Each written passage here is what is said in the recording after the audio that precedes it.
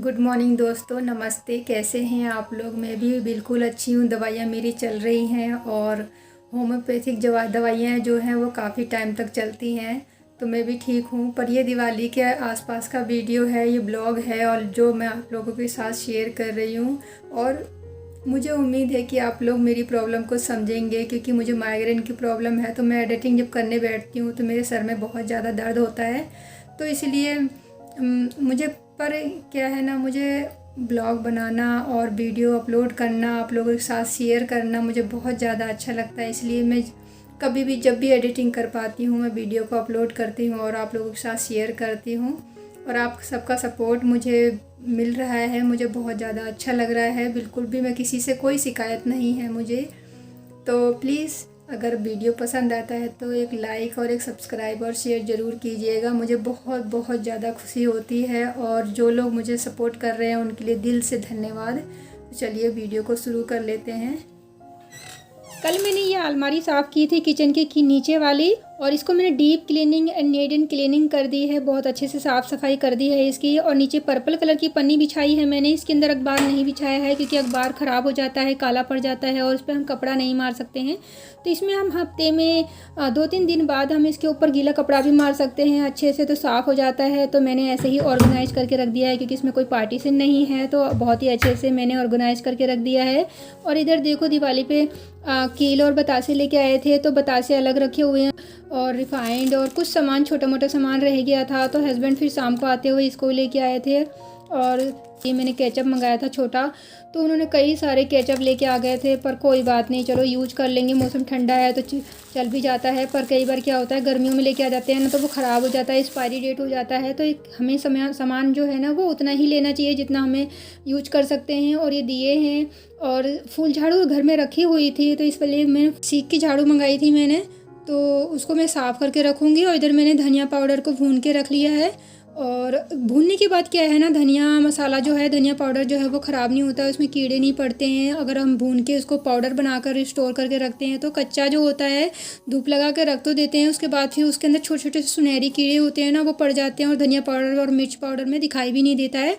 तो मैं इसको फाइन एंड बारीक पाउडर बना लूँगी। ज़्यादा बारीक नहीं हो पाता है, थोड़ा सा रह जाता है, पर सब्ज़ी इससे काफ़ी अच्छी बनती है। और घर का जो मसाला होता है वो तो घर का ही होता है ना।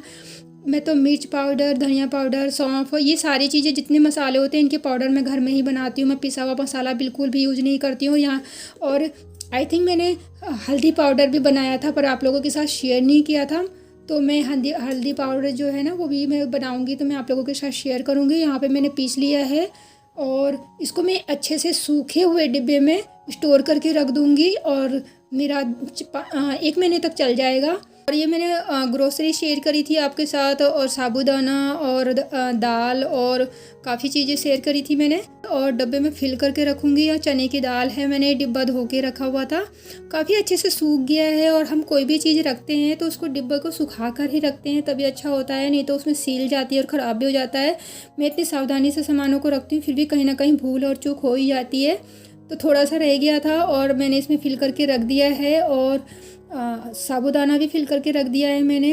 और इसमें अरहर की दाल है, उसके लिए मुझे डिब्बा नहीं मिला खाली कोई, तो मैं देखूंगी कोई खाली डिब्बा होगा, उसको साफ़ करके धो के धूप लगाऊंगी और सुखाने के बाद मैं अरहर की दाल को फिल करके रखूंगी। और ये सेवइयाँ हैं, सूजी की सेवइयाँ हैं, तो ये मेरे हस्बैंड को पसंद है, तो ये साबूदाना और सेवइयाँ दोनों ही उन्हीं की फेवरेट है। तो मैं नाश्ते में बनाने के लिए इनको मंगाती हूँ क्योंकि उन्हीं को पसंद होता है। तो यहाँ मैंने रख दिया है, डिब्बे में फिल करके रख दिया है। तो मेरा ये काम हो गया है। कई दिन से सोच रही थी डिब्बे में अगर रह जाता है ना तो फिर वो रह ही जाता है, डिब्बे में फिल कर नहीं रख पाती हूँ। पर डिब्बे 1-2 डिब्बे मुझे ढूंढने हैं इनमें से, और उसको धो के सुखाऊँगी।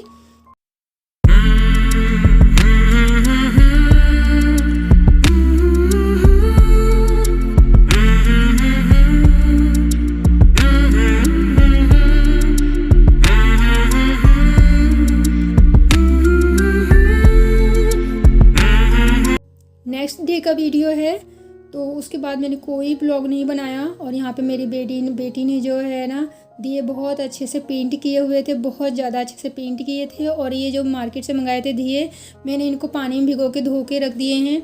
और धोने से क्या है ना, इसमें एक्स्ट्रा तेल नहीं सोखेंगे और इससे बहुत अच्छे से दिए जल जाते हैं। मैंने यहाँ पे थोड़े थोड़े से ना अक्षत डाल दिए हैं। अक्षत मतलब थोड़े से चावल। तो ये शुभ होता है और कहते हैं दिए जलाने से पहले थोड़े थोड़े दो दाने जो होते हैं ना चावल, उसको ऐड कर देते हैं दिए के अंदर। और उसके बाद इसमें मैंने सरसों का तेल ऐड कर दिया था, क्योंकि इस ठंड का मौसम हो गया है ना, घी जम जाता है तो घी से दिए अच्छे से दिए नहीं जल पाते हैं। और मैंने इस बार ये वाली बाती मंगाई है, और पहले वाली बाती जो गोल गोल होती है बीच में रख के जलाते हैं वो इतना अच्छे से नहीं हो पाता है। तो ये वाली बाती मंगाई थी मैंने। पहले हमारे मम्मी पापा जो है ना यही वाली बाती लेके आते थे, और काफ़ी रुई लेके आ जाते थे ना।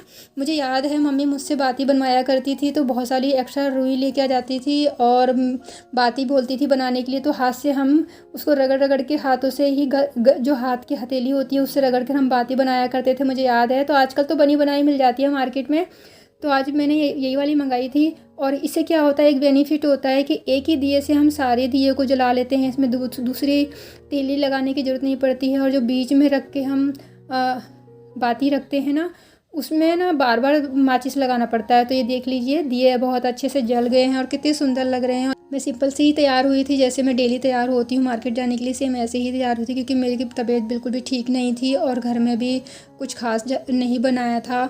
तो सिंपल सा खाना बनाया था, क्योंकि पिछली बार हमारे ससुर जी थे घर पे और इस बार नहीं हैं। तो इस चीज़ का दुख है, बहुत ज़्यादा दुख है, बहुत ज़्यादा। मेरे हस्बैंड सैड हैं और परेशान भी थे, तो इसलिए दिवाली ज़्यादा अच्छे से नहीं मना पाए थे। पर कहते हैं त्यौहार होता है, थोड़ा बहुत तो खुशियाँ होती हैं, पर खुशी के साथ गम भी आता है।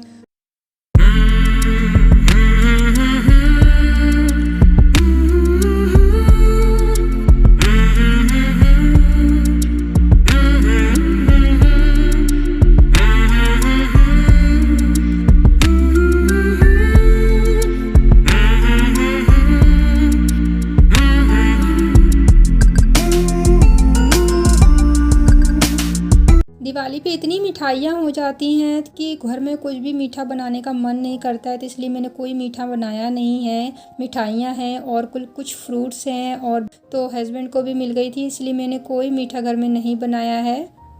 तो मैंने पालक की कढ़ी बनाई है, ये भी काफ़ी अच्छा है। अगर सोचा जाए तो ऑयली खाने से काफ़ी बेस्ट होता है। और जुकाम भी हो रहा है हस्बैंड को, और बेटी को भी बुखार और जुकाम हो रहा है, तो ये पालक की कढ़ी होती है जो गर्म होती है, और जुकाम में पालक और मेथी और बथुए की कढ़ी जो होती है काफ़ी फ़ायदा करती है। तो मैंने यही बना लिया है बस अब। और साथ में रोटियां, आटा लगा के रखा हुआ है, तो गर्मा गर्म ही सेक लेंगे।